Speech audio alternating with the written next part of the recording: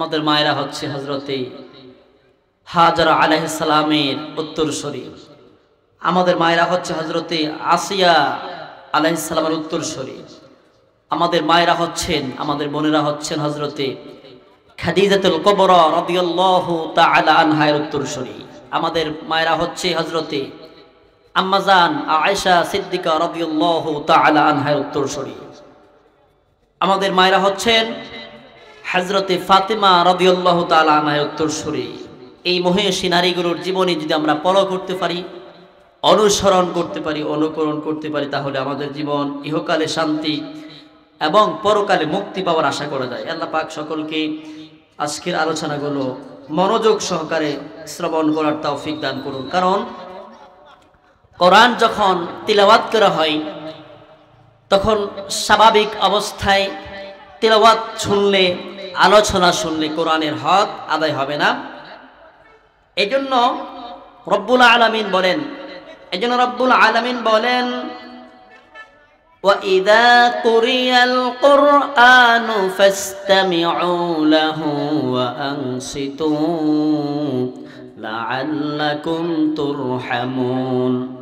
When the Quran is recited, then listen to it and attention to that.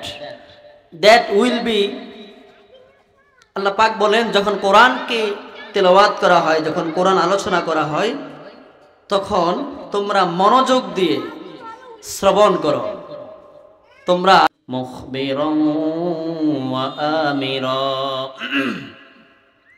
ওয়া দাঈয়ান ইলাল্লাহি বিইذনিহি ওয়া সিরাজান ওয়া কমারাম মুনীরা ইন্নাল্লাহা ওয়া মালাইকাতাহু ইউসাল্লুনা আলান নবী يا أيها الذين آمنوا صلوا عليه وسلموا تسليما. محبت الشوثي رسول الكريم صلى الله عليه وسلم প্রেমে মাতোয়ারা হয়ে আমাদের মা বোন যারা আছেন সকলের দৃষ্টি আকর্ষণ করছি, আপনারা ছোট আওয়াজে, নিম্ন আওয়াজে প্রত্যেকে নামাজের দরুদ, পৃথিবীর সর্বশ্রেষ্ঠতম দুরুদ ইব্রাহিম পাঠ করুন। আল্লাহুম্মা সাল্লি আলা মুহাম্মাদিন ওয়া আলা আলি মুহাম্মাদ কামা সাল্লাইতা আলা ইব্রাহিম ওয়া আলা আলি ইব্রাহিম ইন্নাকা হামিদুম মাজিদ। اللهم بارك على محمد وعلى آل محمد كما باركت على إبراهيم وعلى آل إبراهيم إنك حميد مجيد. بلغ العلا بكماله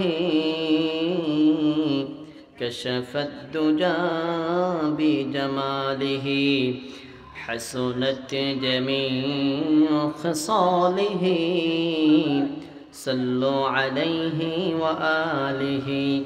توحید کی امانت سینوں میں ہے ہمارا آسان ہی مٹانا نام و نشا ہمارا. بلغ العلا بکمالہ کشف الدجى بجمالہ حسنت جميع خصاله صلوا عليه وآله. যাদের হৃদয়ে আছে আল্লাহর ভয় তারা কবু পথ ভুলে যায় না। যাদের হৃদয়ে আছে আল্লাহর ভয় তারা কবু পথ ভুলে যায় না। আল্লাহর প্রেম ছাড়া এই দুনিয়ায় কারো কাছে কোনো কিছু চাই না, কারো কাছে কোনো কিছু চাই না। রাতের আধারে যারা সাজদাতে রয় দু চোখের স্রোতে নদী যেন বয়, রাতের আধারে যারা সাজদাতে রয়, দু চোখের স্রোতে নদী যেন বয়। চলনার হাত ছানি যতই আসুক, পিছনে ফিরেও তাকাই না, ও সে পিছনে ফিরেও তাকাই না। আলহামদুলিল্লাহ ওয়া শুকরুলিল্লাহ। মাদ্রাসায়ে দারুল কোরআন শান্তিরহাট এলাকাবাসী ও যুব সমাজের যৌথ উদ্যোগে আয়োজিত বার্ষিক ওয়াজ মাহফিল ও হালকায়ে জিকিরের মহিলা অধিবেশনের চলমান সম্মানিত শ্রদ্ধাভাজন সভাপতি, দূর দূরান্ত থেকে আগত ছুটে আসা কোরআন প্রেমিক, ইসলাম প্রেমিক, দিন প্রেমিক, ধর্মপ্রেমিক আমার মুসলিমা মা ও বোনেরা, আজকে এই মাহফিলে যিনি সভাপতিত্ব করবেন তিনি জনাব মোহাম্মদ সেলিম বিবিএস, সভাপতি অত্র মাদ্রাসা। আজকের মাহফিলের যিনি প্রধান আকর্ষণ, প্রধান মুফাসসির, আমার অত্যন্ত শ্রদ্ধাভাজন বড় ভাই, আন্তর্জাতিক খ্যাতি সম্পন্ন মুফাসসির কোরআন, বিশিষ্ট ইসলামী গবেষক ও লেখক মুহাদ্দিস রফিকুল্লাহ আফসারী হাফিজাহুল্লাহ আতারাল্লাহু উমরাহ বারাকাল্লাহু ফি হায়াতি। আমার পূর্বে অত্যন্ত চমৎকার এবং গুরুত্বপূর্ণ আলোচনা পেশ করেছেন কমলনগর মারকাজুত তাকওয়া মহিলা মাদ্রাসার সম্মানিত মুহতামিম মাওলানা ইয়াকুব শরীফ হাফিজাহুল্লাহ সহকারী। আরো যিনারা সকাল থেকে আলোচনা পেশ করেছেন, আল্লাহ পাক যেন প্রত্যেকের আলোচনা কবুল করেন, প্রত্যেকের জবানে ইলমে আমলে বারাকা নসিব করেন। যে কথাগুলো তিনারা আমাদেরকে বলেছেন, চমৎকার গাইডলাইন দিয়েছেন আমাদেরকে, আল্লাহ পাক যেন আমাদের সকলকে সেই মোতাবেক আমাদের ব্যক্তি জীবনে আমল করার তৌফিক দান করেন। আমরা বলছি আমিন। সম্মানিত উপস্থিতি, পর্দার আড়ালের মা এবং বোনেরা, আমার মনে হয় this is the first time for me যে আজকে আমি যেখানে বসেছি, বিশেষ করে মহিলা মাহফিলে আমি কোথাও বয়ান করিনি বা আমি অভ্যস্তও না। মাহফিল কর্তৃপক্ষ বলেছেন আলোচনা করার জন্য, সেই জন্য আসা আর কি। তো এটা আমার প্রথম মহিলা মাহফিলে বয়ান।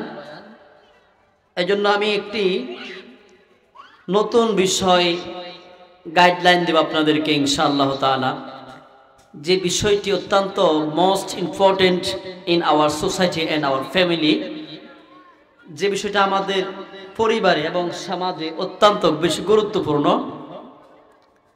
সেই বিষয় নিয়ে আলোচনা করব। এবং আমরা যদি এই গাইডলাইনগুলো ফলো করতে পারি, পালন করতে পারি, তাহলে আমি আশা করতে পারি যে আমাদের সমাজ থেকে, আমাদের পরিবার থেকে যে কলহ, ঝগড়া, বিবাদ, পারিবারিক দ্বন্দ্ব হয়ে থাকে, সেগুলো ইনশাআল্লাহ সমাধা হয়ে যাবে, নিষ্পেষিত হয়ে যাবে। আমাদের পরিবারে পারিবারিকভাবে আর ঝামেলা হবে না। আল্লাহ পাক সকলকে, আমার সকল মা এবং বোনদেরকে শেষ পর্যন্ত ধৈর্য সহকারে বসে কথাগুলো শ্রবণ করার তৌফিক দান করুক। আমরা বলি আমিন। উপর থেকে অত্যন্ত তাপ পড়ছে, রোদের তাপমাত্রা আজ অনেক বেশি, আপনাদের কষ্ট হচ্ছে, তারপরেও আমরা জানি আমাদের মায়েরা হচ্ছে হজরতে হাজরা আলাইহিস সালামের উত্তরসূরি, আমাদের মায়েরা হচ্ছে হজরতে আসিয়া আলাইহিস সালামের উত্তরসূরি, আমাদের মায়েরা হচ্ছেন, আমাদের বোনেরা হচ্ছেন হজরতে খাদিজাতুল কুবরা রাদিয়াল্লাহু তাআলা আনহার উত্তরসূরি, আমাদের মায়েরা হচ্ছে হজরতে আম্মাজান আয়েশা সিদ্দিকা রাদিয়াল্লাহু তাআলা আনহার উত্তরসূরি, আমাদের মায়েরা হচ্ছেন হযরতে ফাতেমা রাদিয়াল্লাহু তাআলা আনহার উত্তরসূরি এই মহেশী নারীগুলোর জীবনী যদি আমরা ফলো করতে পারি, অনুসরণ করতে পারি, অনুকরণ করতে পারি, তাহলে আমাদের জীবন ইহকালে শান্তি এবং পরকালে মুক্তি পাওয়ার আশা করা যায়। আল্লাহ পাক সকলকে আজকের আলোচনাগুলো মনোযোগ সহকারে শ্রবণ করার তৌফিক দান করুন। কারণ কোরআন যখন তিলাওয়াত করা হয় তখন স্বাভাবিক অবস্থায় তিলাওয়াত শুনলে, আলোচনা শুনলে কোরআনের হক আদায় হবে না। এজন্য রব্বুল আলামিন বলেন وَإِذَا قُرِئَ الْقُرْآنُ فَاسْتَمِعُوا لَهُ وَأَنصِتُوا لَعَلَّكُمْ تُرْحَمُونَ. When the Quran is recited, then listen to it and attention to that. That will be, আল্লাহ পাক বলেন, যখন কোরআনকে তেলাওয়াত করা হয়, যখন কোরআন আলোচনা করা হয়, তখন তোমরা মনোযোগ দিয়ে শ্রবণ করো, তোমরা গুরুত্ব দিয়ে শ্রবণ করো, দিলের কান দিয়ে শ্রবণ করো। কেন? লাআল্লাকুম তুরহামুন। এটা তোমরা এজন্য করবা যেন তোমরা আল্লাহ পাকের পক্ষ থেকে মার্সি, ব্লিজিং, তোমরা দয়া এবং অনুগ্রহ প্রাপ্ত হও। অতএব আমরা গুরুত্ব এবং মনোযোগ দিয়ে শ্রবণ করব। আসুন ভূমিকা লম্বা না করে আজকে যে আলোচনা, আমি আমার মায়েদের খেদমতে কোরআনুল কারীমের একটি সূরা, সূরাতুল মুমতাহিনা, সূরা আল মুমতাহিনা এর একেবারে সর্বশেষ আয়াতের আগের আয়াত তথা 12 নম্বর আয়াতে কারিমা আমি তেলাওয়াত করেছি। আল্লাহ পাক রব্বুল আলামিন প্রিয় নবী মুহাম্মদুর রাসূলুল্লাহ সাল্লাল্লাহু আলাইহি ওয়াসাল্লামকে লক্ষ্য করে বলেছেন যে যখন আপনার কাছে মুমিন নারীরা আসবে তো আপনি তাদেরকে 6টি বিষয়ের উপরে ওয়াদা নেবেন, তাদের কাছ থেকে 6টি বিষয়ে তাদেরকে আপনি বায়াত গ্রহণ করবেন। যদি তারা 6টি বিষয়ের উপর বায়াত গ্রহণ করে এবং প্রতিশ্রুতিবদ্ধ হয়, ওয়াদাবদ্ধ হয়, অঙ্গীকার করে, তাহলে আপনি তাদের জন্য ক্ষমা ঘোষণা করুন, ক্ষমা প্রার্থনা করুন। কারণ ইন্নাল্লাহা গফুরুর রহিম, আপনার রব হচ্ছেন ক্ষমাশীল এবং দয়াবান। আসুন তাহলে আমরা শুনি আল্লাহ পাক কি বললেন। রাব্বুল আলামিন বললেন, ইয়া আইয়ুহান নাবিয়্যু ইযা জাআকাল মুমিনাতু বিয়ুবাইনাকা আলা আল্লা ইউশরিকনা বিল্লাহি শাইআন ওয়া লা ইয়াসরিকনা। আল্লাহ পাক রব্বুল আলামিন বললেন, ও নবী, ইযা জাআকাল মুমিনাত, যখন আপনার কাছে মুমিন নারীগুলো আসে, ও রাসূল, যখন মুমিনা নারীরা যখন আপনার নিকটে আসে, ইউবাইনাকা আলা আল্লা ইউশরিকনা বিল্লাহি শাইআ, যখন তারা বায়াত গ্রহণ করে এই মর্মে, আল্লা ইউশরিকনা বিল্লাহি শাইআ, তারা আল্লাহর সাথে, রবের সাথে, স্রষ্টার সাথে কোনো ব্যক্তিকে, কোনো বস্তুকে শিরিক করবে না, অংশীদার স্থাপন করবে না। ওয়ালা ইউশরিকনা, 2 নম্বর যারা বায়াত গ্রহণ করবে, আর ওয়ালা ইউশরিকনা, যারা কোনো জিনিস চুরি করবে না। ওয়ালা ইয়াজনিনা, যারা ব্যভিচার কিংবা জিনা করবে না। ওয়ালা ইয়াকতুলনা আওলাদাহুন্না, আর তারা তাদের সন্তানদেরকে হত্যা করবে না, কতল করবে না। ওয়ালা ইয়াতিনা বিবুহতানি ইফতারিনা, এবং তারা এমন কোনো অপবাদ দেবে না, রচনা করবে না, এমন কোনো অপবাদ রটাবে না যার দ্বারা মানুষের সম্মান নষ্ট হয়। এরপর রব্বুল আলামিন বললেন, ওয়ালা ইয়াতিনা বিবুহতানি ইফতারিনা বাইনা আইদিহিন্না ওয়া আরজুলিহিন্না। আল্লাহ পাক রব্বুল আলামিন বললেন, নিজেদের সন্তানদেরকে হত্যা করবে না, তারা সজ্ঞানে কোনো অপবাদ রচনা করে রটাবে না এবং সত্য কাজে তোমাকে অমান্য করবে না।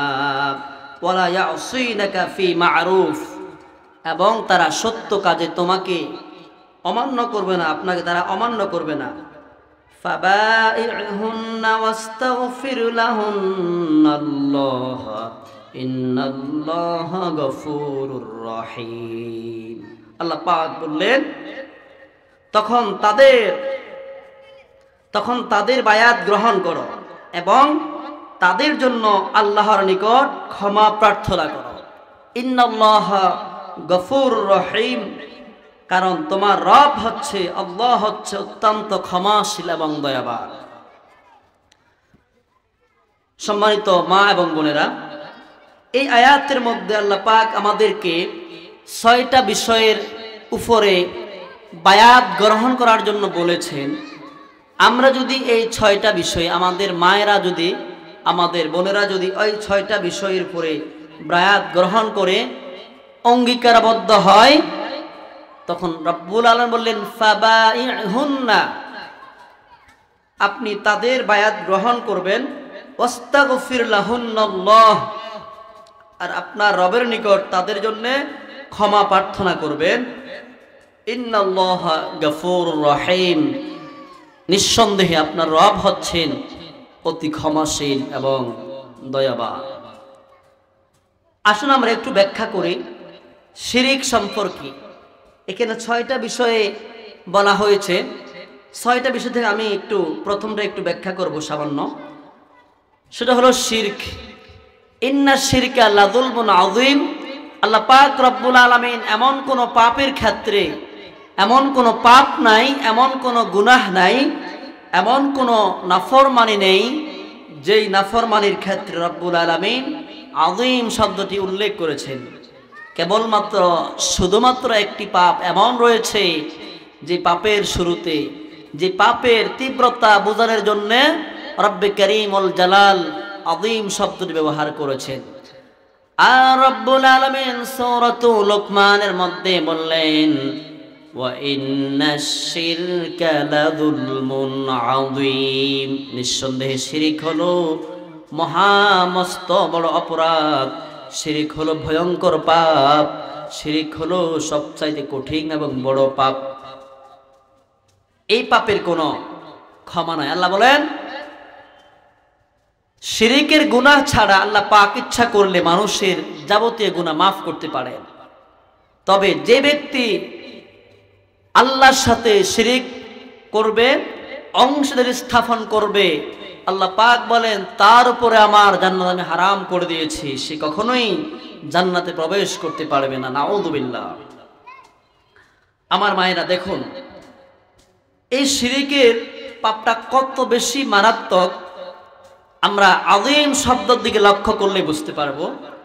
কোরআনুল কারীমে রব্বুল আলামিন যত জায়গায়, যত স্থানে আযীম শব্দটি উল্লেখ করেছেন, সবগুলো কিন্তু অত্যন্ত বড় বিষয় এবং অত্যন্ত গুরুত্বপূর্ণ বিষয় আল্লাহ তাআলা আযীম শব্দটি ব্যবহার করেছেন। যেমন আমরা যদি সূরাতুল বাকারার মধ্যে একটা আয়াত রয়েছে, সুপ্রসিদ্ধ আয়াত, যে আয়াতের নাম হলো আয়াতুল কুরসি। এই আয়াতের মধ্যে রব্বুল আলামিন নিজের সংজ্ঞা দিতে গিয়ে বললেন, আল্লাহু লা ইলাহা ইল্লা হুয়াল হাইয়ুল কাইয়ুম। আল্লাহু লা ইলাহা, এখানে আল্লাহ তাআলা আল্লাহ দিয়ে শুরু করলেন, আর সর্বশেষ রব্বুল আলামিন আয়াতুল কুরসিকে শেষ করলেন ওয়া হুয়াল আলিয়্যুল আযীম। আল্লাহ বলেন তিনি হচ্ছেন এমন রব, এমন আল্লাহ, যে আল্লাহ হচ্ছেন সুমহান প্রভাবশালী রব্বুল কারীম। আল্লাহ রাব্বুল আলামিন নিজের ক্ষেত্রে নিজের শান এবং মান বোঝাতে গিয়ে আযীম শব্দটি উল্লেখ করেছেন। এরপর আমরা যদি দেখি কোরআনুল কারীমের মধ্যে আল্লাহ রাব্বুল আলামিন রাসূল করিম সাল্লাল্লাহু আলাইহি ওয়াসাল্লামের চরিত্রের কথা বলতে গিয়ে বললেন, রাসূল করিম সাল্লাল্লাহু আলাইহি সাল্লামের চরিত্রের মাধুর্যতা, সৌন্দর্য বিউটিফুল, বিউটিনেস বর্ণনা করতে গিয়ে রব্বুল আলামিন বললেন ওয়া ইন্নাকা লাআলা খুলুকিন আযীম। ওহে রাসূল, নিঃসন্দেহে আপনি সুমহান চরিত্রের উপর অধিষ্ঠিত। আমি আপনাকে সুমহান চরিত্রের অধিকারী বানিয়েছি। Indeed you are good character. নিঃসন্দেহে আপনার জন্য আমি একটি সুন্দর চরিত্র দিয়েছি। আল্লাহ পাক রাসূলুল্লাহর শানে আযীম শব্দটি উল্লেখ করেছেন। এরপর রব্বুল আলামিন কোরআনুল কারীমের মধ্যে সূরাতুল হাজের শুরুর দিকে কিয়ামতের কথা, কিয়ামতে যে প্রকম্পন হবে, ভূমিকম্প হবে, সেই কম্পনের কথা বলতে গিয়ে রব্বুল আলামিন পৃথিবীর সমস্ত মানব জাতিকে লক্ষ্য করে বলেন ইয়া আইয়ুহান নাসুত্তাকু রাব্বাকুম ইন্না জালজালাতাস সাআতি শাইউন আযীম। ইয়া আইয়ুহান নাস, হে মানব মণ্ডলী, ইত্তাকু রাব্বাকুম, তোমরা তোমাদের প্রভুকে ভয় করো, তোমরা তোমাদের রবকে ভয় করো। ইন্না জালজালাতাস সাআতি শাইউন আযীম, কারণ তোমার রবের যে কিয়ামত, যে হাসর অনুষ্ঠিত হবে, যে মহা প্রলয় অনুষ্ঠিত হবে, তার প্রকম্পনটা বড় ভয়াবহ হবে। ইন্না জালজালাতাস সাআতি শাইউন আযীম। সম্মানিত উপস্থিতি, প্রিয় আমার মা বোনেরা, খেয়াল করুন, আমি এই কথাগুলো কেন বলছি? এগুলো বলছি এই জন্য যে শিরিক কত বড় অপরাধ এবং শিরিকের পাপটা কত ভয়ঙ্কর, সেই তীব্রতা বোঝানোর জন্য আল্লাহ পাক আযীম শব্দটি ব্যবহার করেছেন। আর আযীম শব্দটি তিনি কোথাও কোনো সাধারণ কোনো বিষয়কে উপস্থাপন করার জন্য ব্যবহার করেন নাই। যত জায়গায় আযীম শব্দটি এসেছে সবগুলো মোস্ট ইম্পর্টেন্ট বিষয়। তাহলে আমরা জানলাম যে শিরিক করা যাবে না। শিরিকের অনেকগুলো প্রকার ভেদ আছে। আলহামদুলিল্লাহ আমাদের গ্রামের মা বোনরা মোটামুটি ছোট শিরিক থেকে বড় বড় শিরিক থেকে বাঁচতে পারলেও ছোট ছোট অনেক শিরিক আমাদের মা বোনরা করে থাকে, যেগুলো আমরা বলি প্রচলিত শিরিক।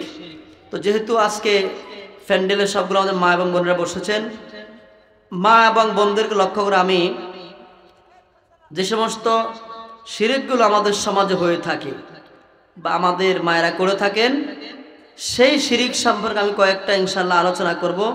আল্লাহ পাক উক্ত কথাগুলোকে প্রত্যেকের আমলে আনার তৌফিক দান করুন এবং আজকে যে কথাগুলো বলা হবে শেষ পর্যন্ত এবং যেগুলো শুরুতে বলা হয়েছে প্রত্যেকটা কথা যেন আমরা মা বোনরা আমল করতে পারেন। মাইকের আওয়াজ যতটুকু যাচ্ছে, যারা বাড়ি থেকে শুনছেন, যারা পথে আছেন, প্রত্যেকে যেন কথাগুলো বুঝতে পারে, শুনতে পারে এবং ব্যক্তি জীবনে আমল করতে পারে। আল্লাহ পাক সেই তৌফিক দান করুন।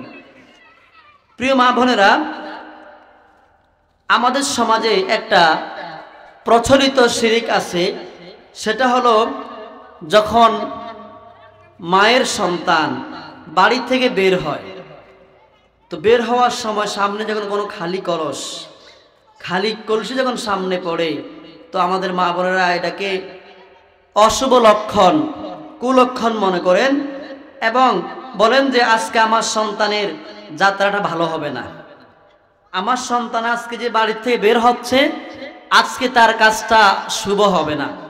না প্রিয় মা, আমরা সকলে কালিমার মধ্যে পড়েছি, ঈমানে মুফাসসালে পড়েছি ওয়াল কদরি খায়রিহি, ভালো মন্দ তাকদীর আল্লাহর পক্ষ থেকে হয়। অতএব খালি কলস কোন মানুষের ভাগ্যকে খারাপ করতে পারে না। এটি হচ্ছে আমাদের সমাজে একটি প্রচলিত ছোট শিরক। আমরা ইনশাআল্লাহ এই শিরক থেকে বেঁচে থাকার চেষ্টা করবো ইনশাআল্লাহ। কোনো মানুষের ভাগ্যকে কোনো খালি কলস পরিবর্তন করতে পারে না ইনশাআল্লাহ। আজ থেকে আমরা সমাজ থেকে এই রং কনসেপ্ট, এই ভুল আইডিয়া আমরা পরিত্যাগ করব। এটাকে আমরা আজ থেকে জানবো যে এটা কোনো মুসলমানের ধারণা হতে পারে না, এটা ঈমানের সাথে সাংঘর্ষিক একটি বিষয়। এরপরে আরেকটা শিরিক আছে আমাদের সমাজে, ইঁদুরের কাছে দাঁত চাওয়া। আমরাও ছোটবেলা যখন আমাদের দাঁতগুলো পড়তো, তো আমাদের মা চাচিরা বলতো গিয়ে যে যাও তোমার এই অসৌন্দর্য এই মোটা দাঁতটা ইঁদুরের ঘরতে দিয়ে আসো, আর ইঁদুর মামার কাছে তোমার জন্য একটা সুন্দর দাঁত কামনা করে আসো। তো আমরা অনেকেই কিন্তু ছোটবেলায় এই কাজটা করেছি যে ইঁদুর মামা তুমি আমার মোটা দাঁতটা নিয়া তোমার সুন্দর চিকন একটা দাঁত আমাকে দিয়ে দাও। এটা বলা শিরক। কারণ কোন ইঁদুর মানুষের দাঁত দিতে পারে না, মানুষের দাঁত দেয় আল্লাহ তাআলা। প্রিয় মা বোনেরা, এরপরে আরেকটা শিরক আছে আমাদের সমাজে, সেটা হলো বিভিন্ন জিনিসের পেছনে জুতা লাগানো হয়। অনেক সময় দেখা যায় নারিকেল গাছের মধ্যে একটা পুরাতন ছেঁড়া জুতা টাঙিয়ে দেওয়া হয়। অনেক সময় দেখা যায় তরমুজ খেতে, শশা খেতে, এরপরে ক্ষীরা খেতে, বিভিন্ন ফসলের জমিতে একটা জুতা টাঙিয়ে দেওয়া হয়। আর এই ধারণা পোষণ করা হয় যে যদি জুতাটা এখানে থাকে তো কোনো মুখ দোষ লাগবে না এবং কোনো ধরনের অশুভ কার্যক্রম সংঘটিত হবে না। অথচ কোনো জুতা, ফাড়া ছিঁড়া জুতা মানুষের ভাগ্য পরিবর্তন করতে পারে না। কারণ আমরা জানি আমানতু বিল্লাহি ওয়া মালাইকাতিহি ওয়া কুতুবিহি ওয়া রুসুলিহি ওয়াল ইয়াউমিল আখির ওয়াল কদরি খায়রিহি ওয়া শাররিহি মিনাল্লাহি তাআলা ওয়াল বা'সি বা'দাল মাউত। ঈমানের যে বিস্তারিত ডিটেইলস রয়েছে, ঈমান মুফাসসাল, আমরা সকলে ঈমান এনেছি ভালো মন্দ তাকদীরের উপর। অতএব আমার জীবনের ভালো কাজ, আমার জীবনের অমঙ্গল কাজ সবগুলো আল্লাহর পক্ষ থেকে ডিটারমাইন্ড, এটি নির্ধারিত। আমার এই ধরনের কাজগুলো আমার ভাগ্য পরিবর্তন করতে পারবে না। আমার মায়েরা, আমার বোনেরা, গভীর মনোযোগ দিয়ে কথাগুলো শ্রবণ করবেন। কোন কথাগুলো আপনার জীবনের পরিবর্তন এসে যায় বলা যায় না। এই জন্য যতজন আলোচক কথা বলেছেন, যারা কথা বলবেন, প্রত্যেকের কথাগুলো মনোযোগ দিয়ে শ্রবণ করবেন। আমাদের সমাজে আরেকটা প্রচলিত শিরক রয়েছে, সেটা হলো মাজারের ক্ষমতা আছে ধারণা করা। অনেক মানুষ সন্তান হয় না, নিঃসন্তান। অনেক মানুষের ছেলে হয় না, শুধু মেয়ে হয়। আবার অনেক মা বোনের শুধু ছেলে হয় তবে মেয়ে হয় না। ছেলের আশায়, মেয়ের আশায়, অথবা ছেলে মেয়ে দুইজনের আশায় অনেক মা বোনেরা বিভিন্ন মাজারে গিয়া, বাবার দরবারে গিয়ে মানত করি এবং বাবার কাছে সন্তান ভিক্ষা চাই। ও আমার মা, ও আমার বোন, এটা কখনোই করবেন না। আমার রব আপনার সন্তান দান করতে পারেন, ইচ্ছা করলে মেয়েও দিতে পারেন। কারিমুল জালাল যদি ইচ্ছা পোষণ করেন কাউকে কিছু দেবেন না, তাহলে কাউকে কোনো সন্তান দেন না, নিঃসন্তান বানিয়ে রাখেন। এই জন্য সন্তান চাওয়ার জন্য কোনো দরবারে যাবেন না, কোনো বাবার কাছে যাবেন না। কোনো বাবা সন্তান দেয় না, কোনো খাজা সন্তান দেয় না, কোনো ল্যাংটা বাবা সন্তান দেয় না। সন্তান দেয় একজন, তিনি হলেন আল্লাহ। আল্লাহ ছাড়া পৃথিবীর কোনো মাখলুক মানুষকে কোনো উপকার করতে পারে না।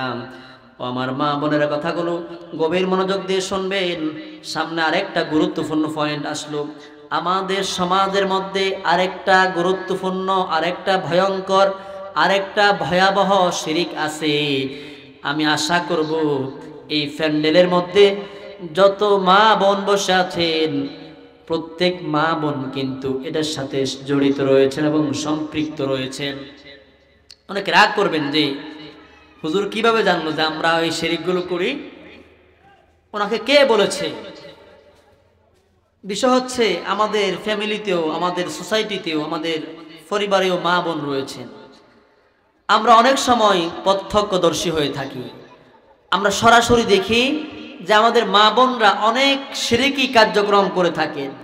আমাদের মা বোনেরা অনেক শিরকি কথাবার্তা বলে থাকেন। আমাদের মা বোনেরা অনেক শিরকি ধারণা পোষণ করে থাকেন। সেই দৃষ্টিকোণ থেকে বললাম, এখানে যারা আছেন আমার মা বোনেরা, গ্রামের মানুষ, আপনারা হয়তো অনেকে জ্ঞান না থাকার কারণে, বিষয়টা জানা না থাকার কারণে অবগত না হওয়ার কারণে আপনি হয়তো এই শিরকে জড়িত আছেন। সেটি হচ্ছে ছোট বাচ্চাদের কপালে একটা কালো টিপ দেওয়া হয়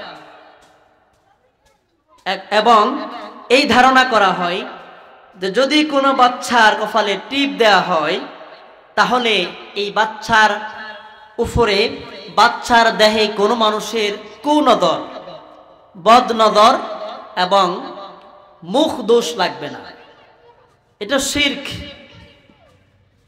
রাসূল আকরাম সাল্লাল্লাহু আলাইহি ওয়াসাল্লামের পক্ষ থেকে এমন কোন হাদিস, সাহাবা একরামের পক্ষ থেকে এমন কোন আসারে সাহাবা প্রমাণিত নয়, সাব্যস্ত নয় যে বাচ্চার গলায়, বাচ্চার কপালে এক কর্নারে একটি কালো টিপ ব্যবহার করলে পরে বাচ্চাটি মুখদোষ থেকে, বদনজর থেকে হেফাজত থাকতে পারবে। এটা আমাদের বানানো কথা, অতএব এটা শিরক।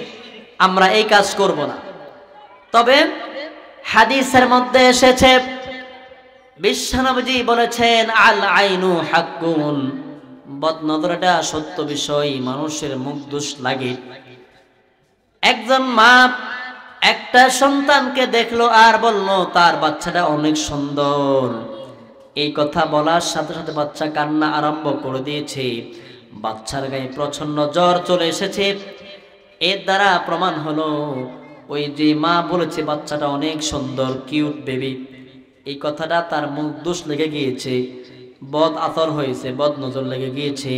এই জন্য ছোট বাচ্চাটা অসুস্থ হয়ে পড়েছে। এই জন্য আমরা কপালে টিপ ব্যবহার করি।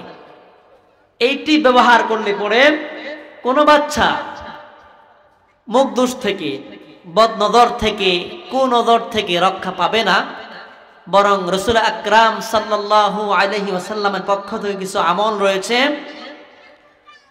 যে মা, যে বোন 5 ওয়াক্ত নামাজের পরে পড়বে আয়াতুল কুরসি, সকাল সন্ধ্যায় পড়বে বিসমিল্লাহিল্লাযী লা ইয়াদুররু মা ইসমিহি শাইউন ফিল আরদি ওয়ালা ফিস সামাই ওয়া হুয়াস সামিউল আলিম। আল্লাহু আকবার। আল্লাহ পাক রাসূল সাল্লাল্লাহু বলেন, যেই ব্যক্তি এই দোয়াটি পাঠ করবে আল্লাহ পাক তাকে সকাল থেকে সন্ধ্যা, সন্ধ্যা থেকে সকাল পর্যন্ত যাবতীয় বিপদ আপদ থেকে হেফাজত করবেন। আমরা বলি আল্লাহু আকবার।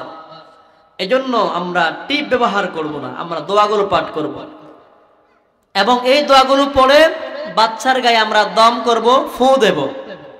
সাথে আমরা আমল করতে পারি সূরাতুল ফালাক এবং নাসের আমল।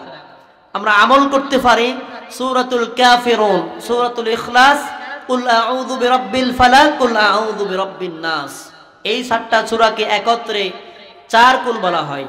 আমরা আয়াতুল কুরসি পাঠ করতে পারি, 4 কুল আমল করতে পারি। এই সমস্ত আমলগুলো করলে পরে মুখদোষ সহকারে, বদনজর সহকারে, বিভিন্ন মানবীয় ত্রুটি থেকে, মানবীয় আপনার ক্ষতি থেকে বাঁচা যায়। আল্লাহ পাক সকলকে আমলগুলো করার তৌফিক দান করুন। প্রিয় মা বোনেরা, আমাদের সমাজের আরেকটা প্রচলিত শিরক হলো পরীক্ষার দিন ডিম খাওয়া যাবে না। যখন বাচ্চারা পরীক্ষা দেওয়ার জন্য বাড়ি থেকে বের হয়, তো আমাদের অনেক গার্ডিয়ান, অনেক অভিভাবক, অনেক মায়েরা, অনেক বড় বোনেরা বলে থাকেন যে আজকে না তোর পরীক্ষা, আজকে ডিম খাইস না, আজকে ডিম খেলে পরীক্ষায় ডিম পাবে। অর্থাৎ পরীক্ষায় পাশ করা যাবে না, পরীক্ষায় ঘোড়ার ডিম বলি আমরা, পরীক্ষায় ফেল করবা তুমি, অতএব তুমি পরীক্ষায় পাশ করতে হলে ডিম খাওয়া যাবে না। এটি আমাদের ধারণা, এটা সম্পূর্ণ একটি ভুল ধারণা। পরীক্ষায় ডিম খেলে, পরীক্ষা যদি কোনো একটি এড করে, তাহলে সে ব্যক্তি পরীক্ষায় ফেল করবে বা পাশ করবে এমন কোনো অথরিটি, এমন কোনো কনফিডেন্স কেউ বলতে পারবে না, দিতে পারবে না যে এই লোকটা পাস কিংবা ফেল করবে। বরং পাস এবং ফেল হওয়ার জন্য ওই ব্যক্তির ব্যক্তিগত যে একাডেমিক যেই স্টাডি, যেই পরিশ্রম, যে পড়াশোনা, সেটা হচ্ছে ম্যাটার, সেটা হচ্ছে ডিফেন্ডেড বিষয়। আমি পরীক্ষার দিন ডিম খেলাম কি খেলাম না, ওটা আমার পাস এবং ফেলের জন্য কোনো বিষয় নয়। অতএব পরীক্ষার দিনে ডিম খেলে পাস করা যাবে না, এটা আমাদের ভুল ধারণা এবং এটি একটি শিরক। আল্লাহ পাক আমাদেরকে এই শিরক থেকে বেঁচে থাকার তৌফিক দান করুন। এরপরে আমাদের সমাজে মা বোনদের মাঝে আরেকটা প্রচলিত শিরক রয়েছে, সেটি হচ্ছে যমজ কোনো কিছু খেলে, যমজ কলা বা যমজ কোনো ফল যদি কোনো ব্যক্তি ভক্ষণ করে তো তাহলে তার যমজ সন্তান হবে, তার দুইটা সন্তান একত্র হবে, এমন ধারণা করা। এটাও ভুল ধারণা। কারণ আল্লাহ পাক ইচ্ছা করলে কাউকে সন্তান একটা দেয়, কাউকে ইচ্ছা করলে দুইটা দেয়, কাউকে ইচ্ছা করলে তিনটা দেয়, কাউকে ইচ্ছা করলে একটাও দেয় না। সন্তান দেওয়ার মালিক সম্পূর্ণ আল্লাহ তাআলার হাতে। অতএব যমজ সন্তান হওয়া, যমজ কলা কিংবা যমজ ফল খেলে এটা আমাদের একটি ভুল ধারণা। প্রিয় উপস্থিতি, আমাদের মাঝে, আমাদের সমাজে আরেকটা গুরুত্বপূর্ণ এবং এই প্রচলিত শিরক রয়েছে।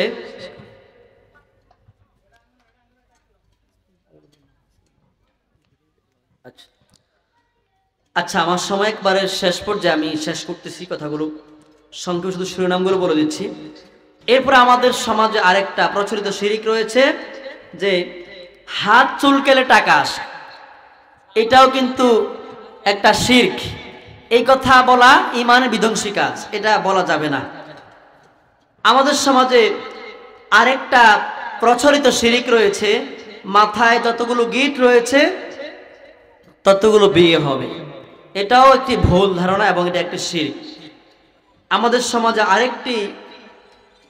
আরেকটি শিরক আছে, ভয়ঙ্কর শিরক, সেটা হলো গায়রুল্লাহর নামে হলফ করা, শপথ করা, মাথার কসম, চোখের কসম, আমার 14 গোষ্ঠীর কসম, যত কসম আছে আমাদের মা বোনরা কসম কাটে সাধারণ বিষয়কে কেন্দ্র করে।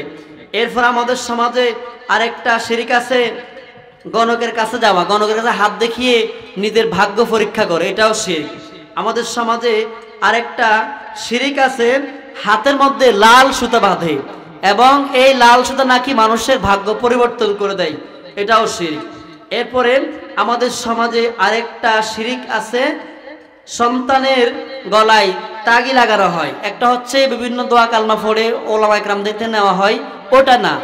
আরেকটা হলো বিভিন্ন কবিরাজ থেকে বিভিন্ন গাছের শিকড়, পাথরের টুকরো, ইটের কণা, পাথরের কণা, এ ধরনের জামাদাত বিষয়গুলোকে গলায় ঝুলিয়ে রাখা হয় এবং এই বিষয়গুলা ও বাচ্চার জীবনকে সুন্দর করতে পারে এমন ধারণা পোষণ করা হয়।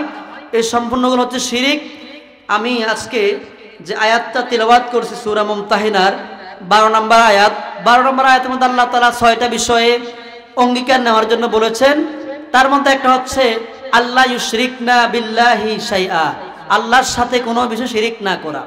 তো ওই প্রথম যে বিষয় শিরক, আমি শিরকের উপরে কিছুক্ষণ কথা বলেছি, বাকি যে 5টা বিষয় বলার সুযোগ হয়নি সময় সংকীর্ণতার কারণে। আল্লাহ পাক সকলকে যে কথাগুলো বললাম